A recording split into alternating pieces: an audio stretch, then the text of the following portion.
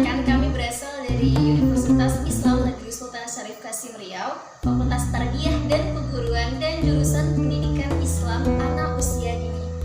Kami berasal dari kelompok 7 yang beranggotakan 3 orang, dan saya sendiri bernama Ayusha Fitri Adeliani Harahap. Dan nama saya adalah Novita Yohani. Kenalkan, nama saya Yeni Astuti. Nah teman-teman, presentasi yang akan kita bahas pada hari ini adalah mengenai tentang sejarah masuknya Islam di Asia Tenggara. Namun perlu digarisbawahi bahwa yang akan kita bahas adalah sejarah Islam yang ada di Filipina. Bagaimana sih perjalanan Islam bisa berada di Filipina? Bagaimana responden Filipina terhadap kedatangan Islam itu sendiri? Nah teman-teman, sebelum kita masuk ke pembahasan, saya sedikit mengulang bahwa Islam itu adalah rahmatan alamin. Artinya, rahmat bagi seluruh alam.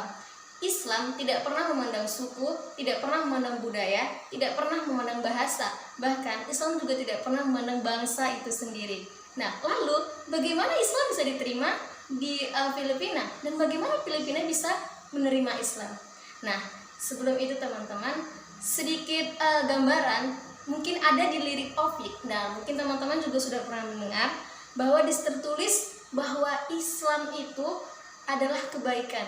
Artinya seluruh perkataan yang dilontarkan oleh orang-orang Islam adalah bernilai positif, bernilai kebaikan. Dan wajah orang-orang Islam, Masya Allah, adalah wajah-wajah kebaikan. Baiklah teman-teman, tadi di awal kita sudah membahas mengenai Islam. Nah selanjutnya sekarang kita membahas tentang sejarah Islamnya yang ada di Filipina. Bagaimana sih maksudnya Islam yang ada di Filipina? Dan bagaimana responden Islam, masyarakat Filipina terhadap kedatangan Islam itu sendiri? Nah selanjutnya, secara astronomis, Filipina terletak pada 4 Olu sampai 21 Olu dan 116 OBT. Secara geografis, negara tersebut terletak di sebelah utara lepas pantai Pulau Sulawesi. Nah, batas-batas wilayah Filipina. Filipina berbatasan dengan Taiwan, yaitu berada di utara, Samudra Pasifik berada di timur, Laut Sulawesi dan Laut Sulu berada di selatan, dan Laut Cina Selatan yang berada di barat. Sejarah masuknya Islam di Filipina tidak dapat dilepaskan oleh kondisi sosiokultural wilayah tersebut sebelum kedatangan Islam. Filipina adalah sebuah negara kepulauan yang terdiri dari 7.107 pulau.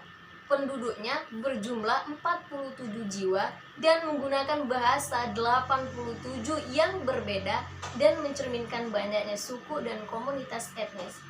Sebelum kedatangan Islam, Filipina adalah sebuah wilayah yang dikuasai oleh kerajaan-kerajaan. Islam dapat masuk dan diterima dengan baik oleh penduduk setempat, setidaknya karena ajaran Islam dapat mengakomodasi berbagai tradisi yang telah mereka lakukan di Filipina. Dan bagaimana responden Islam, masyarakat Filipina terhadap kedatangan Islam itu sendiri. Nah selanjutnya, secara astronomis, Filipina terletak pada 4 Olu sampai 21 Olu dan 116 OBT. Secara geografis, negara tersebut terletak di sebelah utara lepas pantai Pulau Sulawesi. Nah, batas-batas wilayah Filipina.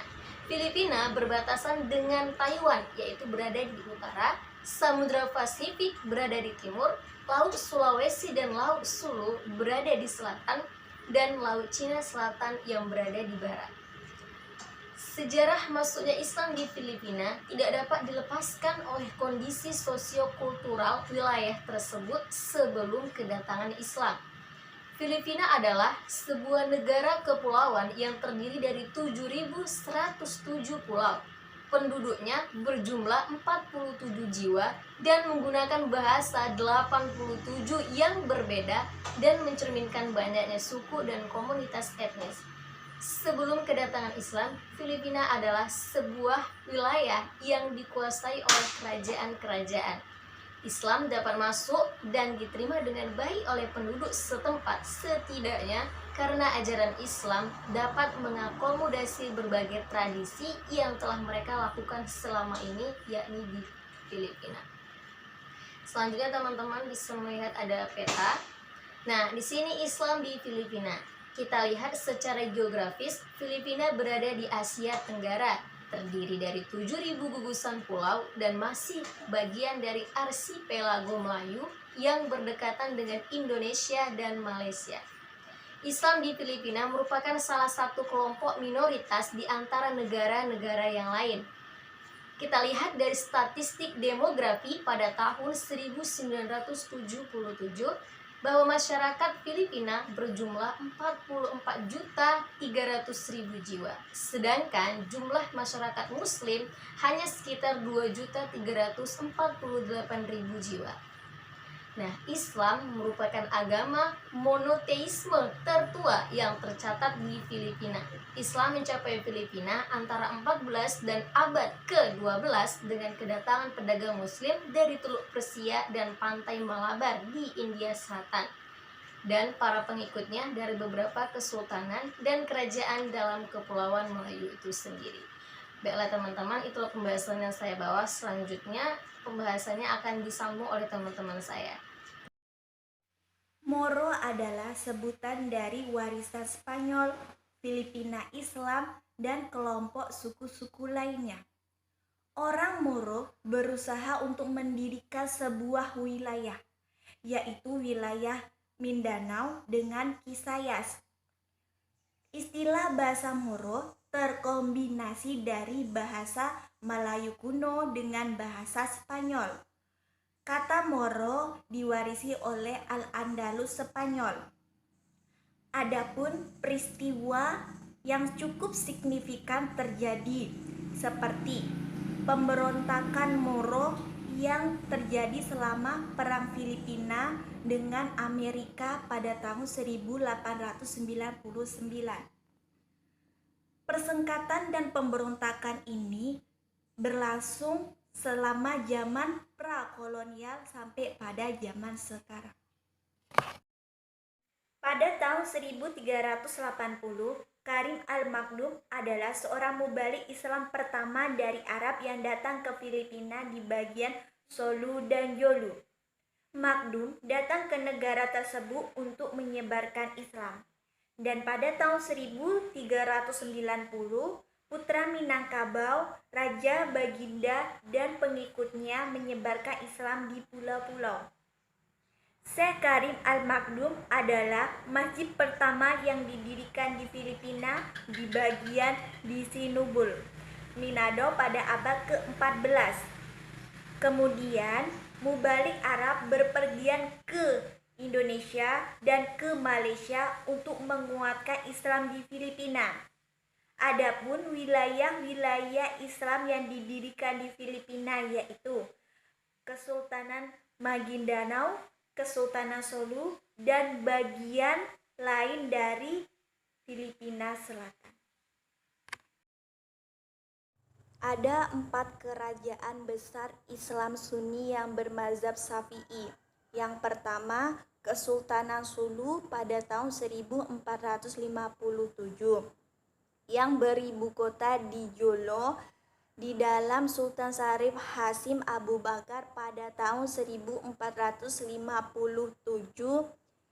dan keturunannya adalah keturunan Arab Hudmaut, dan bapaknya adalah keturunan ke-14 dari Husain bin Ali bin Abi Thalib yang menggantikan Raja Baginda Ali. Yang kedua adalah Kesultanan Maguindanao yang beribu kota di Cataboto di dalam Sultan Syarif Muhammad Kasibuan di tahun 1475 dari Johor. Dan bapaknya adalah keturunan Arab yang bernama Syarif Zainal Abidin dan ibunya adalah Sultan Joro. Yang ketiga adalah Kerajaan Amanullah, yaitu kuasa ini di dalam kuasa Raja Salman.